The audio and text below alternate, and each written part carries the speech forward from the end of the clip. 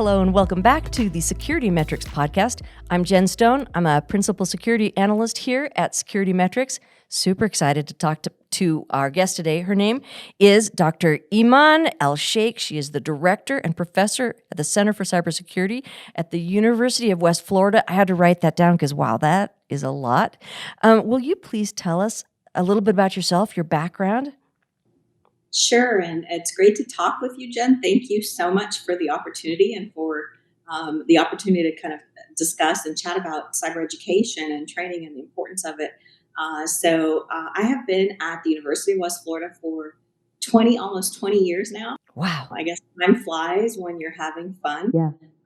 I started as an assistant professor of computer science back in the day, and really kind of, through the years found my calling in the Center for Cybersecurity. It's a huge issue that we have in trying to expand the number of qualified cybersecurity professionals, and it's something that is important not just for our region but for our nation. It's a national security issue, and so it really kind of spoke to me in terms of looking at these complex challenges, figuring out how to collaborate and innovate to solve those problems. My background is in computer science and artificial intelligence. I received a master's and PhD in computer science with a focus on AI from Michigan State University. Awesome. And I still like to integrate my research in AI and machine learning in cybersecurity. We've really seen AI come such a long way, and there's potential great opportunities to use it to enhance our cyber resiliency and education. Excellent. That's a tremendous amount of experience. I'm so glad that you had time to talk to us today. We hear this a lot. There is a need for more cybersecurity professionals, and then there's a need to improve cybersecurity knowledge for people who are already working. So we've got formal education, we've got corporate training, we've got degrees, certifications. What kind of learning opportunities are out there for people? Well, it's such a wide world, as you mentioned, with those options. And I think it's very important for people to kind of look at what's needed for the type of job that they want to get into or advance in as well. With degree programs, we're seeing a lot of expansion of cybersecurity-focused degree programs. It's still a relatively new field, and it's very multidisciplinary. And we're seeing a lot of colleges and universities develop programs, both undergraduate and graduate degrees in cybersecurity. In fact, the University of West Florida has the only Bachelor's of Science in cybersecurity in the state of Florida that is also designated as a Center of Academic Excellence degree. So within kind of the degree world of education, the guidelines are set really by the National Security Agency and Department of Homeland Security. They have a program called the Centers of Academic Excellence in Cybersecurity. And it's a designation that really serves as the gold standard in degrees. You look for institutions that are centers designated as centers of academic excellence, and you look for degree programs that meet those NSA and DHS requirements. Just last year, they celebrated the 20th anniversary of the CAE program. There's over 315 across the country right now. UWF serves as a center of academic excellence and also serves as one of 5 regional hubs for the centers of excellence across the country. One of the things that in higher ed was developed was that identify regional hubs to help other degree programs get up to speed and develop quality degree programs. So we're proud and honored to serve in that role for the Southeast region. There are also in cybersecurity a plethora of industry recognized certifications, and those sometimes are required for certain jobs. They continue to evolve with the cyber knowledge base, and they often provide practical skills. So, for example, CompTIA Security Plus or Cybersecurity Analyst or CISSP or ethical hacking. It really depends on the type of work role and the process that kind of individuals can use to look at which certifications can help them get into cyber roles or advance in cyber roles. There's also a wide variety of training that's offered through free online resources, training organizations, um, higher ed institutions, including our own. And those tend to focus more on specific topics, shorter duration, more focused courses. We recently launched the Cybersecurity for All program as a way to really blend education with training. We believe that there's a role and need for both of those in the learning experience. And so the Cyber for All program really helps kind of provide higher education concepts along with practical hands-on skills development that you would get in training. Hmm. And we believe that that's going to be helpful as the cyber world continues to evolve, is more of that focused blend. So, from a higher education perspective, you mentioned that there are these degree programs, and but then there's also some of these certifications.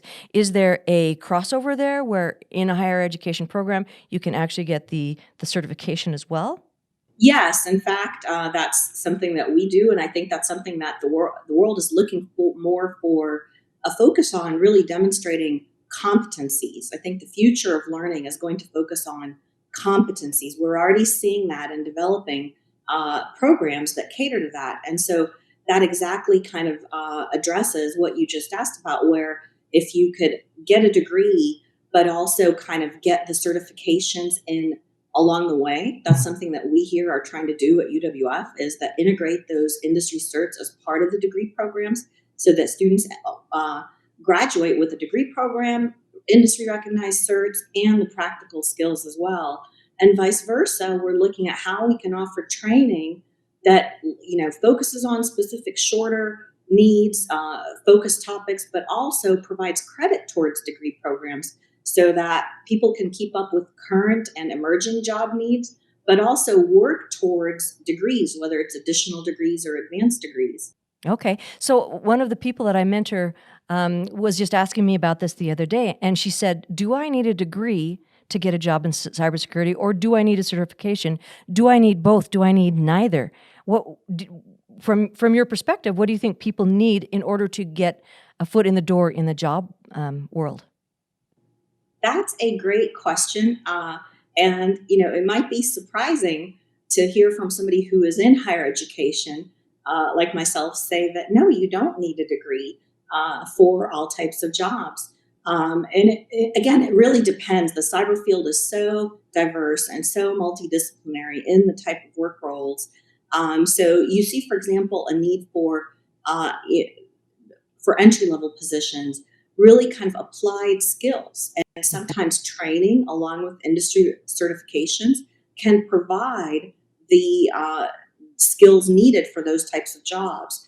For more kind of advanced or research type of roles, those would likely benefit and perhaps require degree programs, something where you've received formal training in research and looking at kind of formal methodologies for research to solve cybersecurity problems and to innovate. And so, I think that's a great question for everybody thinking about a cyber career to really ask at the beginning: what is my goal now? What is my goal in 5 years? What is my goal in 20 years? And look at kind of the best path to get there. Sometimes starting with entry level can then lead to some experience, and some organizations even offer opportunities for their employees to get degrees while they're working. And so there isn't going to be a one size fits all solution, but I think there's definitely more flexibility. In fact, the president of the country recently signed an executive order that for federal hiring, degrees are no longer required. Yeah, I saw that in the news. I thought that was very interesting. How does that affect you, the messaging that comes from you for people who are looking at potentially entering cybersecurity? I think for us, we really see that as, you know, uh, support for the ideas that we have, that it's really about developing the competencies, not earning specific degrees or certs. That is, we at the University of West Florida have leadership that are very bold and innovative, and they're willing to, from the get go say, it's not about the degrees, it's about preparing qualified professionals who are ready from day one. Mm. And so, as an example, we launched the Cybersecurity for All program, which is really intended as the agile workforce development, not degree earning or degree seeking, but really to figure out what organizations need, how we can get that training developed for them, blend in the higher education principles that we're used to in the university world, and get people competent so that they're ready for the job and have keyboard skills as well as concepts behind it from day one on the job. And so I think that's, like you're saying, a great example where if we're looking at right now at for federal hiring, the focus is on competencies.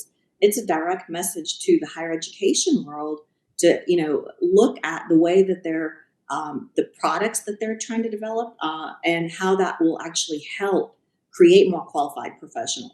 So for the cybersecurity for all, I find this really interesting because a lot of the organizations that I work with will say they need training for workforce members who they're not necessarily cybersecurity professionals, or most of them are not cybersecurity professionals, but they have to know enough about phishing and some basic cybersecurity issues that might impact them. And so they say, okay, well, what is the training module that I give these people to help them understand enough about cybersecurity that they can be beneficial to them in their job? Is that something that the Cybersecurity for All program is addressing, or is that kind of beyond that scope? I think that's a great point that you brought up, that the training and education needs are so diverse. And I think, for me, the important point to make is that, organizations must recognize that cybersecurity is everyone's responsibility. It's not just the IT staff or those in cybersecurity roles. It's everybody from the CEO or president, the top leadership and management, to those in IT roles, to those in management or finance roles, or help desk or customer service roles, to even volunteers or interns that they bring on. Sure. Yeah. Cybersecurity is everybody's responsibility, and given that that it's everyone's across the board, that means that a one size fits all approach won't work. It really won't work. So I think the answer is that organizations need to prioritize an ongoing training program that addresses the specific learning needs of each role. As you just mentioned, all personnel, whether it's the CEO or the interns, need some basic cybersecurity awareness training. We've seen, for example, top level management, be victims of phishing attacks, right? And Yes. so Yeah. it can affect, and we've seen major breaches happen due to inadvertent clicks on email links, Mhm. right? And so everybody needs that on an ongoing basis. But looking kind of across the spectrum of work roles, those, for example, in IT and cyber roles, will need more technical training and more ongoing training because the malware, the cyber threat landscape continues to evolve. The solutions for them continue to evolve. And Mhm. so it's not sufficient to say that our IT or cyber staff received training when we onboarded them, right? That has to Right. be part of the ongoing training. They did once 10 years ago. Exactly. We're only as good as the last breach that we've known, right? Yes. Look at every major breach, it brings something new along with it. Every new ransomware attack. And so it's important to have that plan for ongoing training, especially for those kind of on the front lines, whether they're involved in, for example, network defense or incident response. And our Cyber for All program offers courses that are customized to organizations on many of those basic concepts. So whether it's network defense, threat intelligence, secure software development, incident response, the idea is to kind of again blend in the latest and greatest of what we know with hands-on skills development that caters to that organization's needs. Sure. If you look at kind of again across the spectrum of work roles, those in management and leadership need, for example, training on risk management and compliance. A lot of times that's where kind of again, with major breaches that we've studied, that's where issues happen, not Mhm. with the IT folks detecting the vulnerability, but it's then when it gets to the top level, what do they do? They're not yet aware enough to know, do we pay the ransom? Do we, Yeah. who do we go to report? How do we follow up on this? Hmm. What kind of reporting do we do, or communications? That's been crucial in organizations kind of maintaining their business through a cyber breach. So I think all that is, very important.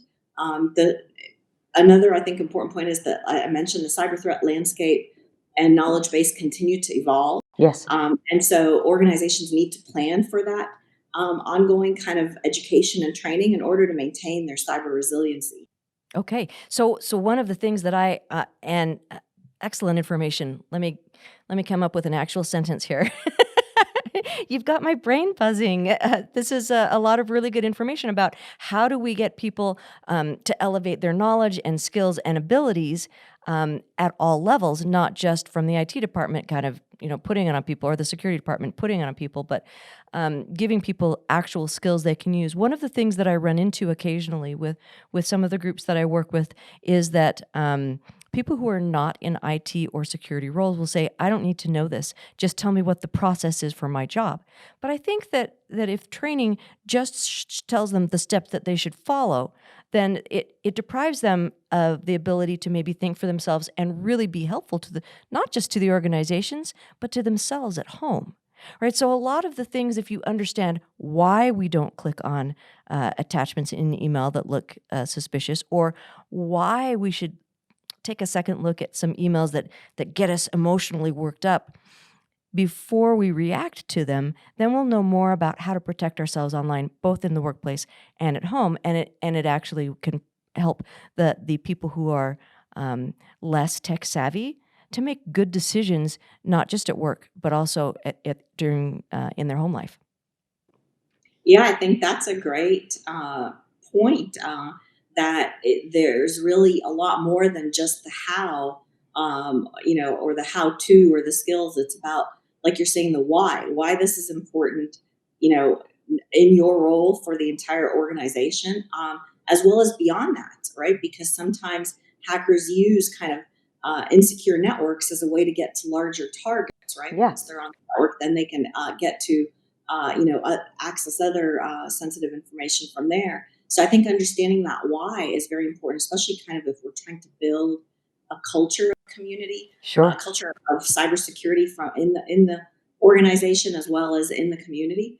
As well as, I think another important aspect is kind of looking at it from a hacker's or perspective. We call that kind of adversarial thinking, right? Hmm. Where you're trying to think, anticipate, and help them see how somebody may launch a phishing attack and why, or what that may look like, a ransomware attack, so that then in their day-to-day operations, like you're saying, especially those not in the field, this may be the furthest thing on their mind, but getting them to see how it may come about and why will certainly kind of help keep it on their radar. For sure. And there's simple basics that people, if we use the kind of big scary terms, let me give you an example. We'll say, okay, you need to understand about credential stuffing. And then the person who's non-technical goes, why are you giving me a phrase that I have no context for? But if you say to them, hey, did you know that if you use your username and password on Facebook and it's the same username and password that you use at work, that the bad guys who get might get your credentials from Facebook could also use them to get into your um, work or your bank or your credit card accounts as well. So when we tell people don't use the same password across different accounts, kind of presenting it in a way that is accessible to them can be super helpful. But again, it gets back to your point about how do we modify it so that it's meaningful to the audience that's taking in the information. Right, right. I think putting, education and training in terms of the user's perspective is very important. And so for everyone across the board, every individual, again, going back to, we always say cybersecurity is everyone's responsibility. That's exactly, what you're talking about, that, talking to them about, do you use the same credit password for multiple accounts? Do you Is your Wi-Fi at home open for anyone to log into? Things like that, and then from there, kind of leading up to, well, why that's an issue and how, what's a better strategy, etc. I think the other thing as part of training is putting it, like you're saying, into the context of organizations, right? If we, for example, take an organization in the financial sector or a hospital, healthcare facility, or Right. elections office, they have different setups, right? And different network structures, different reporting requirements, different compliance rules. And so, again, for us, that's another thing that we try to incorporate into our Cybersecurity for All program is there's kind of the core knowledge and skills that align with national best practices. But beyond that, can we add a layer that's customized to the organization so that the more closely it mirrors, for example, or simulates that organization's network structure, flow, data flow, or reporting requirements, the more authentic of a learning experience it's going to be, right? Right. It's one thing to, kind of tell people or teach, here's what a ransomware attack looks like, and here's how you might see it, and here's what you might do about it, versus saying, well, let's simulate something that looks like your organization's network structure, and let's have you doing your day-to-day job, whether that's communications or accounting or finance or customer service, and let's in the middle of the simulation throw a ransomware in there, and then see See what happens. Yeah. Yeah, happens. So for sure. that creates that more authentic learning experience, and it's completely safe, right? Right. Because it's simulated or virtual. So getting back to the concept that cybersecurity needs more professionals. So cybersecurity, yes, is everyone's job. But if we think about the people who want to become cybersecurity professionals, and they want to, if that's the career path for them, how do they pursue that? Well, it's first I'm going to agree with you. Cybersecurity definitely needs more qualified professionals. In fact, current data shows that across the country we have a shortage of over 500,000 open cybersecurity jobs Wow. as we speak. And unfortunately, that number is trending up rather than down. Mm. And so we definitely in the education field want to do everything we can to help, develop and prepare more qualified professionals. I think so. So I definitely agree that's kind of the major issue that we're trying to solve right now. And I think the solution lies in first recognizing that cybersecurity is so multidisciplinary with many career options. So for example, whether somebody wants to be a cybersecurity or intelligent analyst, or work in offensive security, or threat hunting, or cyber compliance, or cyber law, that's a new field where we need more experts in cyber policy and cyber law. So I think the first step is really to kind of identify which work roles. I'm thinking at it kind of from the individual's perspective. Sure.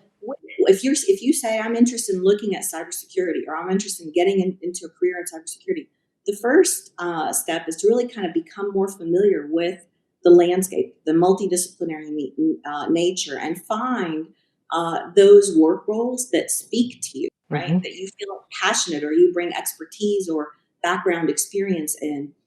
Tools such as the NICE Cybersecurity Workforce Framework can help with that. NICE stands for the National Initiative for Cybersecurity Education.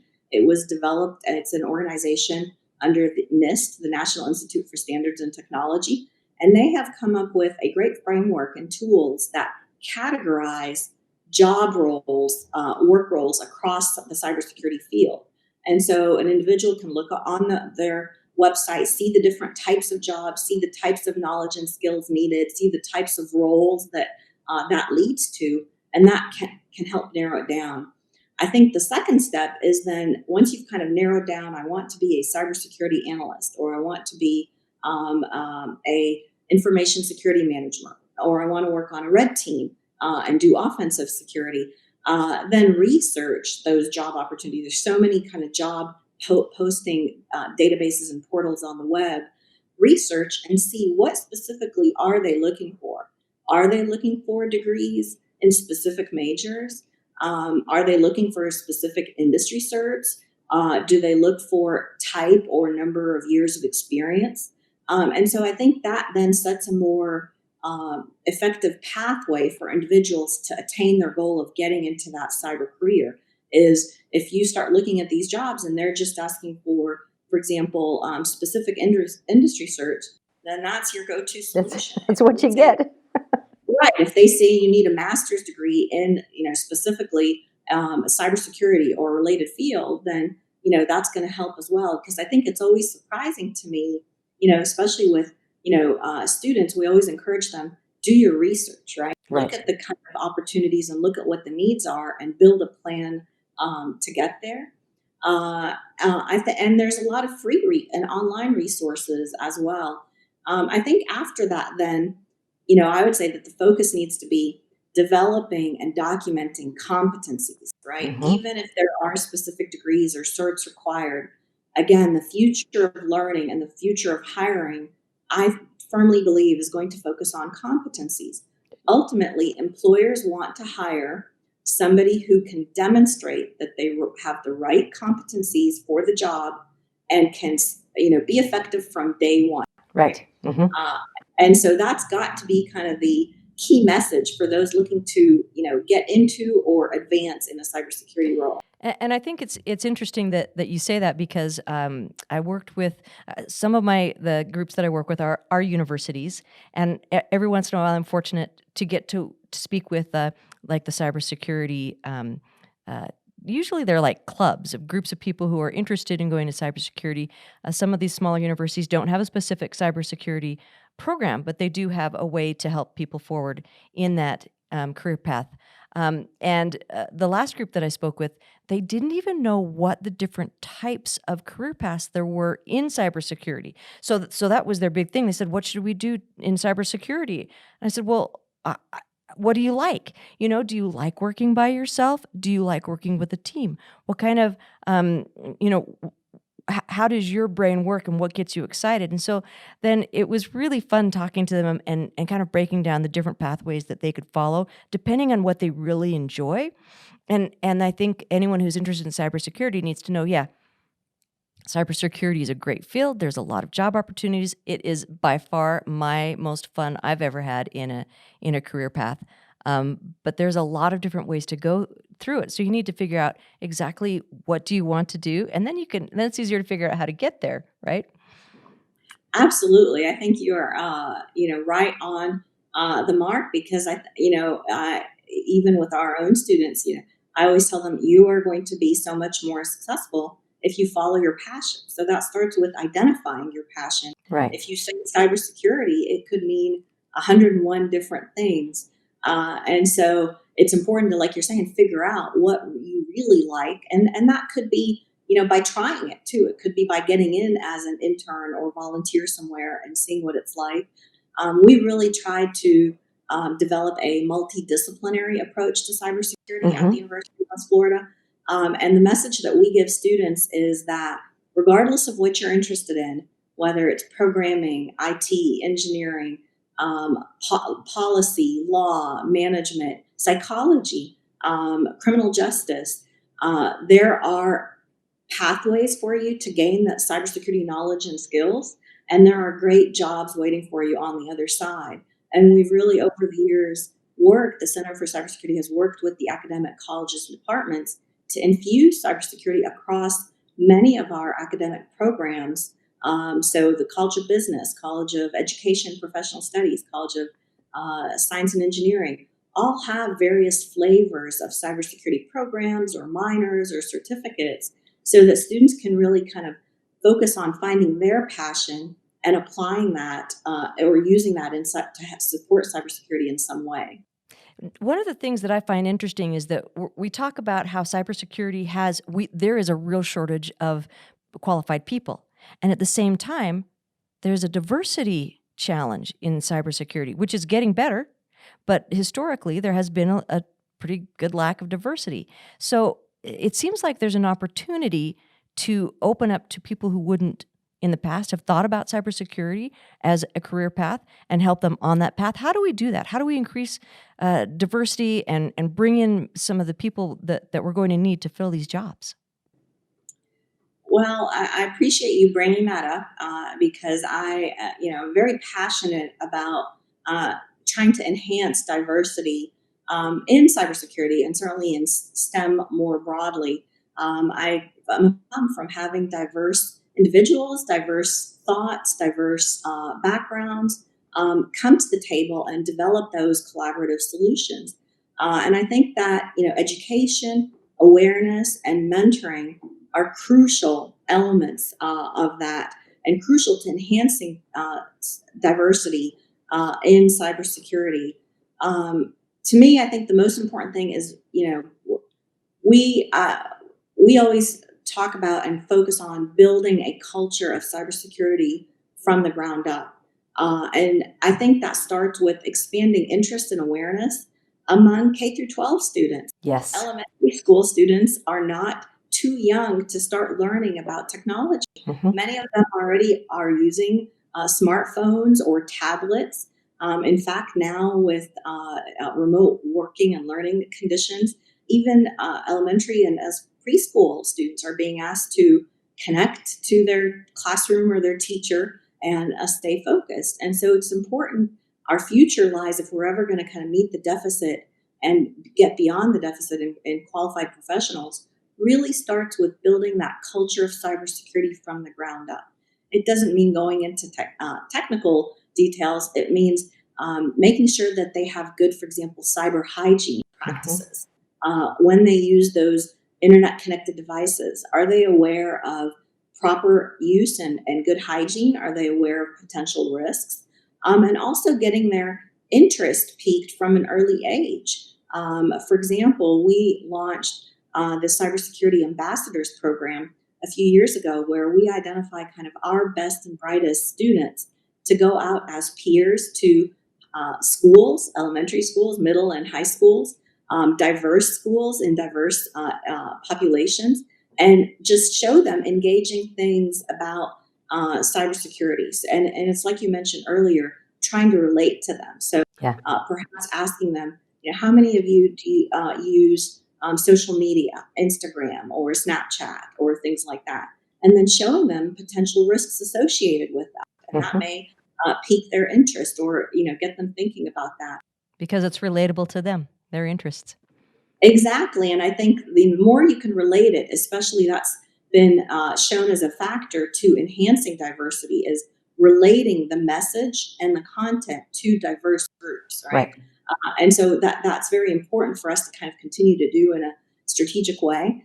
We're also partnering with the Girl Scouts to offer a camp for middle school girls where middle school girls will have an opportunity to earn cybersecurity badges during the camp. And so again, Nice. it's very important for those in education roles and even beyond that to really think about what each of us individually can do. For example, being a mentor, serving as a role model, providing some professional support, development support, things like that, as well as what can we do as organizations to enhance diversity. Right. And again, that relatability, the more people see a diverse workforce in place that, and say, there's a middle school person, they see somebody in cybersecurity who looks like them, right? I can relate to them because they're from where I'm from. I can relate to them because they look like my family, right? That it creates ideas of pathways. So making diversity visible, I think, is a useful way to offer that to younger people as well. Yes, absolutely. I think it has to start with believing and implementing diversity in your own teams. That's very important because, like you're saying, then as we are kind of going out and sharing the message, that helps others relate to. I can share my story; others can share their stories, and few individuals can relate to that and see, well, look, there's a way forward, or Right. find some source for mentoring. So I think things like that are very important, and I think it really kind of takes also going that extra mile, I think, to enhance diversity. It can't be kind of implicitly assumed that we're going to do the best job that we can to solve the problem and diversity will happen. Certainly at the center and at UWF, we've been kind of very strategically focused. For example, I mentioned by going out to under schools or underrepresented groups and making sure that our team that goes out is diverse and making sure that they have follow-up opportunities, whether that's a list of online resources or an email that they can contact, or the camps that we've been offering over the summer for K through 12 students have been free of charge to the students, so that we can make it kind of make cybersecurity as accessible as possible. That is great, because the more people understand that cybersecurity is for everyone, and regardless of your background, regardless of race, ethnicity, gender, where you were born, where you grew up, you are welcome in cybersecurity. Well, Eman, this has been absolutely fantastic. Thank you so much. Did I miss anything that you wanted to mention before we wrap up today? This has been a great discussion. Thank you again for the opportunity. I've really enjoyed speaking with you, Jen. If people want to know more about the program that you have there, the Cybersecurity for All, where can they go to find that?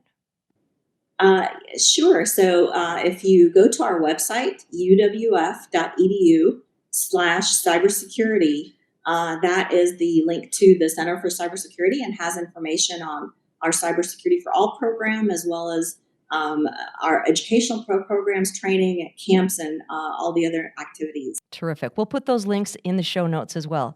Again, thank you so much for joining us, and I hope to talk to you again. Excellent. Thanks again for the opportunity. Thanks for joining us again at the SecurityMetrics podcast. I hope you enjoyed our topic today. I certainly did. And join us again next time. Thanks for watching. To watch more episodes of SecurityMetrics podcast, click on the box on the left. If you prefer to listen to this podcast, it's available on all your favorite podcast platforms. See you on the slopes.